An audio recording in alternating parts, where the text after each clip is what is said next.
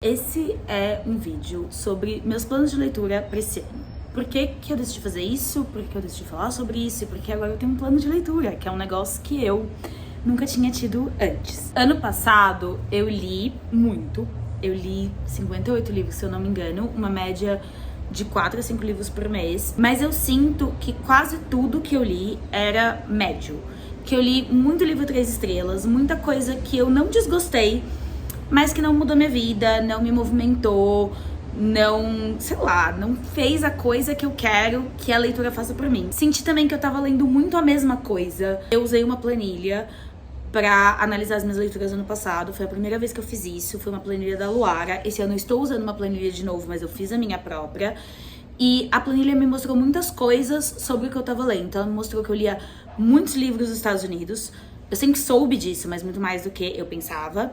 Que eu lia muita ficção literária contemporânea, era basicamente a única coisa que eu lia. Alguns dados eu fiquei feliz de ver. 70% dos livros que eu li foram de autoras mulheres.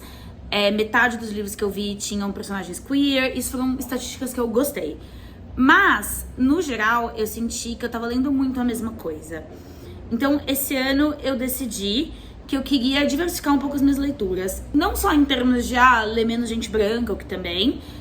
Curiosamente, talvez ler um pouco menos de mulheres, voltar um pouco nos clássicos, ler outros gêneros que eu acho que vai fazer eu ler mais autores homens, tudo bem por mim. Mas principalmente tentar ler mais diversamente em países, em línguas e em gêneros. Então não ler só ficção literária contemporânea, voltar aos clássicos, que era uma coisa que eu gosto, mas que eu não andava lendo, mais thriller, mais outras coisas, não sei, mais poesia, que eu gosto e por algum motivo eu simplesmente nunca mais li nada. Tô fazendo isso de duas maneiras. A primeira é com essa planilha, então que eu verifico as minhas leituras, e aí eu vou tendo uma noção melhor do que eu tô lendo.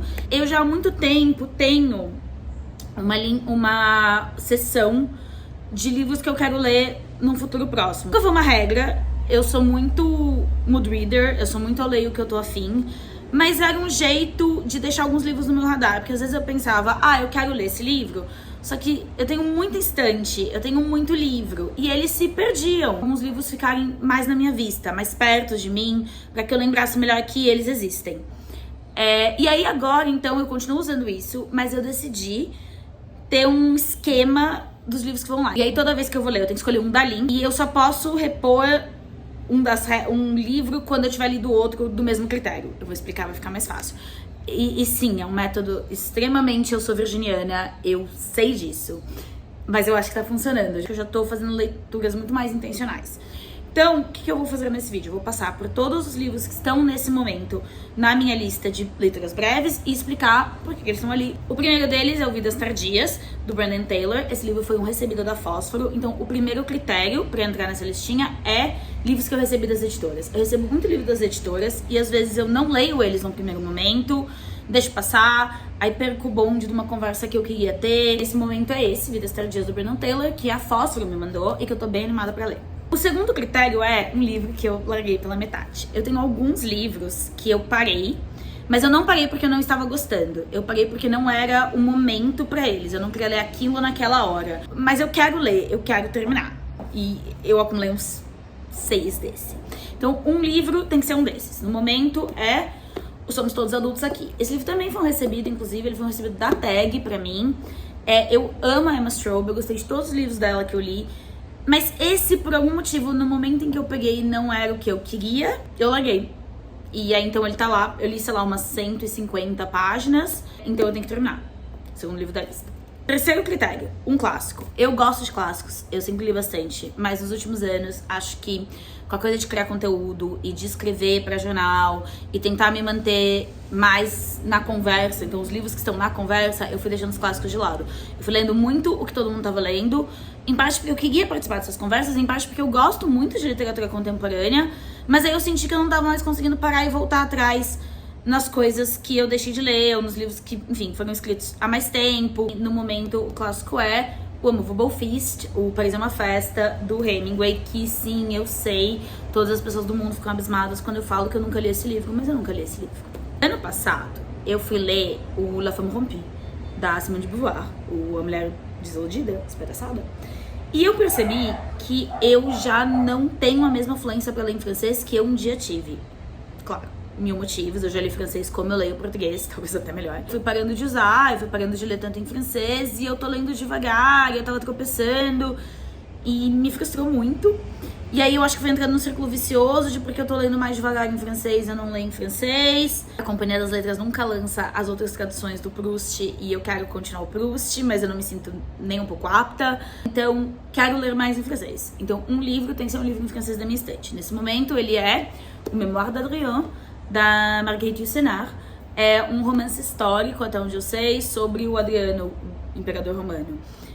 A letra é minúscula. Eu não sei se eu fiz a melhor escolha para o início, mas é um livro que tá na minha lista e que eu quero ler há muitos, muitos anos. Essa edição é de 2013. Eu tenho a etiqueta aqui. Ela custou €7,50 e foi comprada em abril de 2013. Um ano que eu nem lembrava que eu tinha ido pra Europa. Eu quero diversificar gêneros, que eu não quero que tudo que eu leia seja ficção literária contemporânea. Então eu tô fazendo isso em 3 frentes. A primeira é ter certeza que tem um clássico na minha lista sempre. A segunda é que eu tenho que ter um livro que não seja ficção literária. Ele pode ser qualquer coisa. Ele pode ser um thriller, ele pode ser fantasia, ele pode ser ficção científica, apesar de não gostar de ficção científica, pode ser romance, sei lá. O que tá na minha lista é o Flâneuse, da Lauren Elkin, que é um livro de não ficção. Esse livro também está na minha lista há muito mais tempo do que eu realmente comprei. Eu achei que eu tinha ele há anos, mas não tenho. Eu comprei ele na Feira da USP de 2023. Mas é um livro que eu sei que eu vou adorar. A Amanda, uma amiga minha, é louca por esse livro. Pessoas que eu admiro muito falam muito bem desse livro. É um livro que eu quero ler faz tempo. Entra em vários assuntos que me interessam. Então ele tá aqui na lista como o não ficção literária. Um livro que não é ficção literária. E aí tem um livro que tá na lista só porque ele tá na lista, só porque eu quero colocar. Então um deles é tipo, eu quero ler. Eu quero esse livro aqui. Não tenho nenhum justificativo. Ele me bateu, eu quero ler esse livro. Eu quero que ele esteja na minha lista de breves leituras. Eu vou colocar ele na lista. No momento, esse é o Ódio, Amizade, Namoro, Amor, Casamento, da Alice Munro. Eu nunca lembro o nome desse. Eu li o Vida Querida e mais um da Alice Munro, que eu não tô lembrando agora. Eu amei profundamente os dois. Sei que agora a gente tá lidando com as revelações sobre a vida pessoal da Alice Munro. Eu não vou... Acho que não é o vídeo pra me alongar sobre isso, mas eu sou uma pessoa que me mantém lendo livros de pessoas que eu acho abomináveis. Eu sigo vendo o filme do Polanski, então acho que daí pra baixo, nada pior. Pra mim não é uma questão, assim, eu posso falar porque eu faço isso, mas não é uma dúvida parar de ler livros de pessoas que por algum motivo sejam horríveis. Eu tô trabalhando num livro de contos meus, e me pareceu que ler Alice Munro era uma necessidade nesse momento, então esse livro tá na minha lista também. Mas o importante pra esse vídeo dos planos é, tipo, então um livro que eu tô a fim de ler. Porque eu tô a fim de ler. Uma não ficção.